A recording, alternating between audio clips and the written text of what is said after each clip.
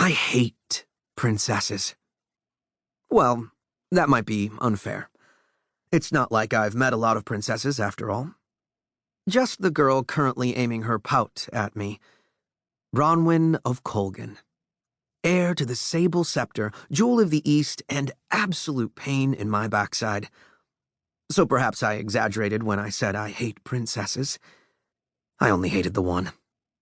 In this, I stood alone. Fair Bronwyn, with her dark brown curls, slate-gray eyes, and overly large inheritance, had dozens of young suitors. Maybe hundreds. It's hard to tell one fool from another, all of whom would gladly strangle each other for the chance to be part of her circle. Luckily for Bronwyn, playing Let's You and Him Fight was her favorite pastime.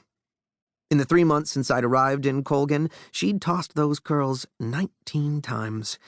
I'd counted, and oh so innocently mentioned how one earl's young son had besmirched the name of another, raising the blood of the boys chasing after her in feathered hats and coattails. This led to insults, which led to challenges, which led to pistols at dawn, or dusk if she just couldn't wait. And all the while, the princess smiled her dazzling smile, while the light in her eyes brightened with the gun smoke and blood. She was a cruel thing, Bronwyn. Yet I was the only one who saw it. Because, before he'd abandoned me, the old man had schooled me well. Never watch the game, boy. He'd always said, in that self-important way of his. Watch the players. Watch and listen, and their secrets will be revealed. So, as I sat with Bronwyn in the greeting chambers of her palace, I watched. I listened, and behind her pout, her thoughts were plain as day. She'd brought me here to steal something from me, and she wasn't going to let me go until she had it. Bronwyn tossed her curls, an even 20, and stood in a huff. She'd had a lot of practice huffing, and she did it very well indeed. Oliver was right, she said. You don't care about me. I certainly didn't. But as she pretended to be upset, so did I. I sprang to my feet and cursed. Shoona's snout! Oliver lies like the dog he is.